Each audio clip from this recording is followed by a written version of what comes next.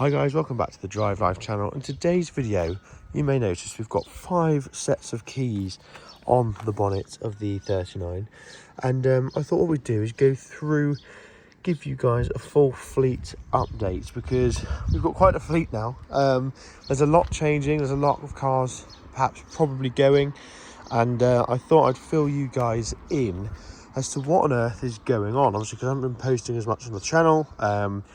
Despite the fact that these cars are giving me plenty of content. So let's get straight into it. Now, this obviously being predominantly a Volvo channel, people will notice there's still a Volvo key. And yes, this is the key for my S80. I still haven't sold it. I need to sell it, and I've dropped the price down to £3,000 now. So if anyone's interested, get in touch. It's not here, it's stored somewhere safe, out of the elements, looked after.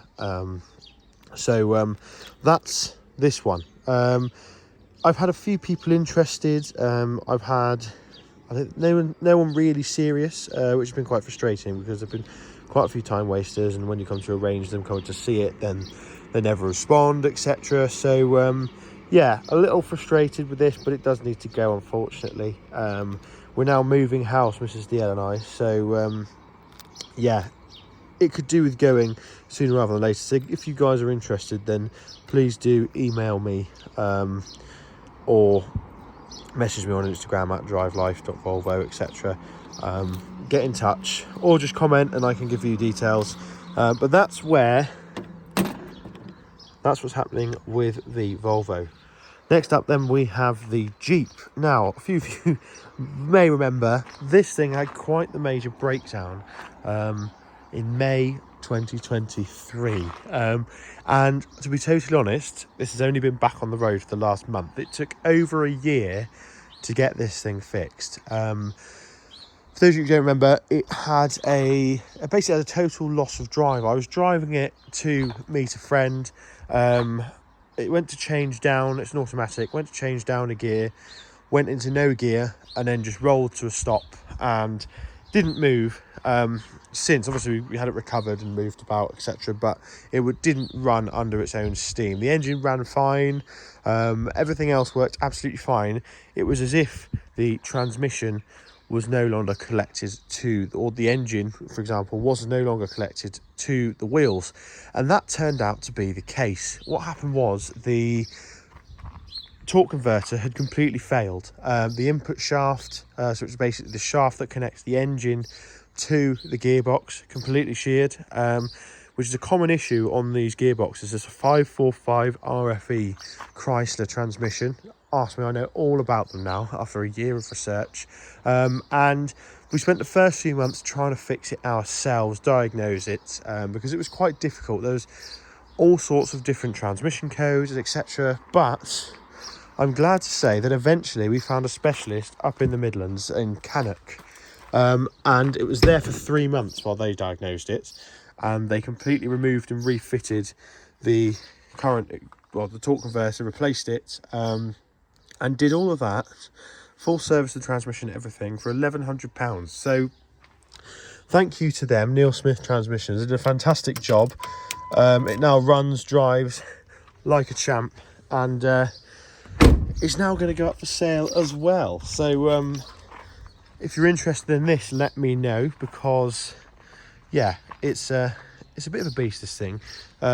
We've had everything off as well. We resprayed. You can see we've got sprayed the frame, sprayed the wheels, had the front bumper off, had that sprayed, and also sprayed the tow bar as well, and underneath, just to keep it all nice. So that thing will soon be up for sale as well.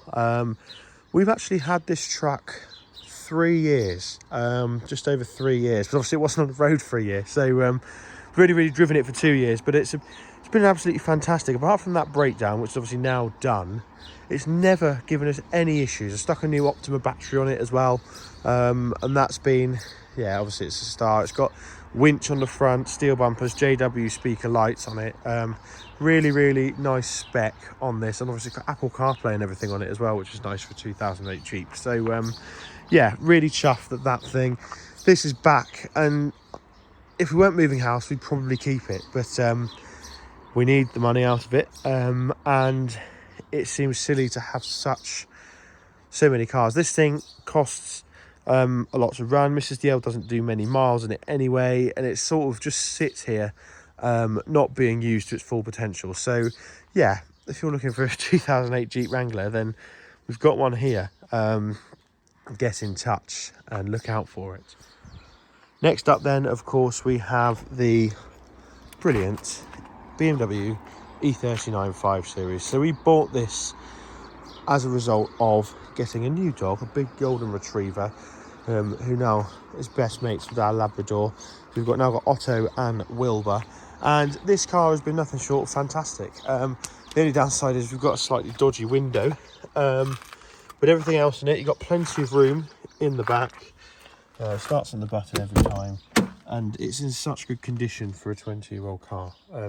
You really can't go wrong. I recently drove this 1,000-mile round trip in 3 days up to the Scottish Highlands and back, and it was fantastic. Averaged 48 to the gallon, and yeah, it's just lovely. And this BMW straight 6 diesel is fantastic. You can see why people go mad about them. I can't believe that BMW have now discontinued the M57 sort of 3-litre straight 6 diesel. It's been going for 20 years, this engine, and it is brilliant, absolutely brilliant. So yeah, we're now on, in terms of mileage, I think it's on 115. So it'll be due a service very soon, and obviously we'll do that ourselves, etc. So but yeah, a bulletproof motor that I'm really enjoying, and I'm glad we got it, because, you know, for £3.5 grand, it's a car that's just so solidly built and brilliant. You can't go wrong with it. Then next up is the infamous Gen 1 smart car. Followers of the channel will know that this hasn't been a simple ownership experience of this Mark 1 smart car. We've had issues, first one of which I think took it off the road for 6 months or so, and that was the wiring. Basically, we had to completely rewire all of the engine bay.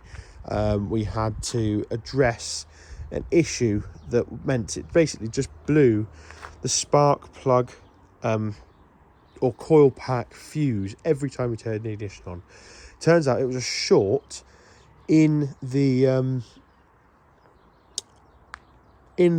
plug that connected to the gearbox. It rubbed along the chassis and basically rubbed through and was shorting on the chassis. So that was replaced. That took ages to find, and we even sent it to an automotive electrician who charged us 150 quid to look at it and told us that it was shorting, and that was all we got from it. So that was a bit of a waste of time, but it was back on the road, only temporarily, because the starter motor then failed on it. For those of you that know, you've got to drop the engine out of these to change the starter motor. So I took that to Smart Technic in Birmingham, probably the UK's best smart mechanics, the only ones. They just know everything about them. They've got a junkyard of smart cars in the back as well, so they can get parts off those. We obviously fitted a brand new starter motor to this, gave it a full service, also had it remapped, so it's now nearly 90 horsepower, and runs brilliantly. I've been using this sort of as a daily driver to save the miles on the E39, but also to get 60 miles per gallon to work and back. So it's definitely paid for all its bills. We recently had a bit of an expense on it because I thought it would be a good idea to try and get the roof fixed. I wanted the roof to be working for the summer. We've had quite a bit of nice weather finally after 6 months of rain, so Mrs. DL and I thought it would be a good idea to get the roof fixed.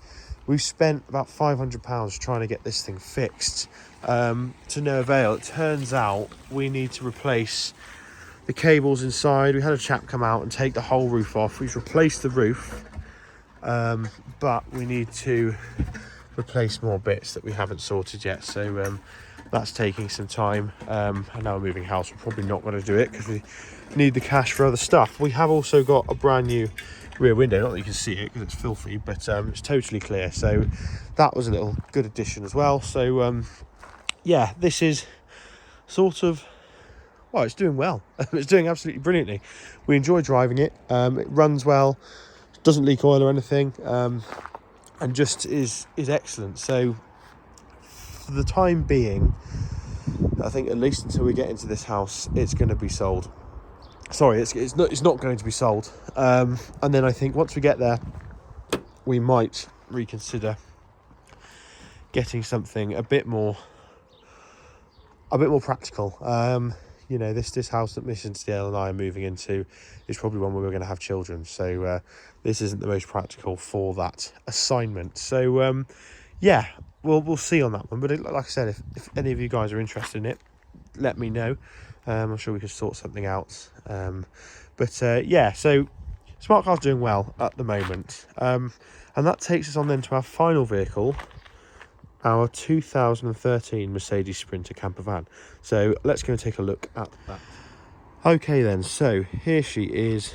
I like to call her the Battleship, and that's because obviously it's Battleship grey. Now this thing's just ticked over 170,000 miles. This is our camper van that we bought 2022.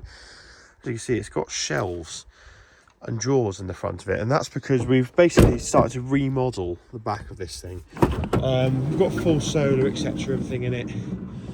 Looks a bit like a building site at the moment, but we've also got a wood burner, cabinetry, etc. So yeah, it's going for a full remodel, and that's to make room for a second dog. Obviously we just designed it for Mrs. DL and I and Otto, our Labrador, but now we've got a golden retriever. It's having a bit of a remodel inside, and it's recently passed its MOT. I think we only had two advisories, I think, which is good going for a vehicle on 170,000. No big deal. I think one was the tread depth on a tyre, and the other one was the handbrake, which are known to be questionable on these anyway. So you know, sort of expect it. And yeah, it's been absolutely fantastic. The last big trip it did was the Scottish Highlands. It seems to be a favourite of ours. It's just such a gorgeous place up there. We'll see if we can squeeze past these shelves here and get in and cold start it, because it hasn't been started for a month or so. Okay, so I think the last time this was driven was just after the MOT. We took it for a day trip out, so we'll see how we get on with starting it. It might not even start. There we go. So for those of you who know, these things are obviously absolute beasts. License plate lamp, that changes with the wind, and it does work. It just likes to throw up a fault if you open the back door. But yeah, brilliant thing this. I absolutely love this truck, or van, or whatever you call it. I don't ever want to sell it. You know, 170,000 miles is nothing for these. These will do 300,000 miles, no problem. And by the time we get the back sorted out, you see it's a bit of a mess at the moment, then I think we'll be good to go. But yeah, overall, Drive Life fleet is, everything is running, which is nice. And you know, if I had it my way, I wouldn't be selling any of these cars. I love them all, which is why we own them all. But you know, for us, the Jeep, because we've got other vehicles, it doesn't make sense to keep it. And the same with the Volvo. I'd love to justify keeping the S80 forever, but with already having an estate car and a car that's much cheaper to run, it doesn't make sense to keep that just in the garage. And this new place we're moving into, it's got 2 garages, 2 workshops as well, so we'll have space to do more stuff inside, but you know, it's time to sort of change these things and move these things along. So that's where we are in terms of the fleet. I want to get interesting cars. I don't sort of like boring cars. I don't like cars that are designed for people who don't like cars. Mrs. DL is very much the same. She always says that if she's going to drive a car, it needs to be something interesting, a conversation starter. So we've got plenty more on the way. So yeah, thanks for watching. Don't forget to like, comment and subscribe. Let me know your thoughts on what's going on. We're hoping to get some more sort of regular uploads now. Now sort of busy period of the jobs out of the way, so we'll be back to it, giving you guys content at least every week. So yeah, thanks for watching. Don't forget to like, comment and subscribe, and I'll see you in the next video. Cheers.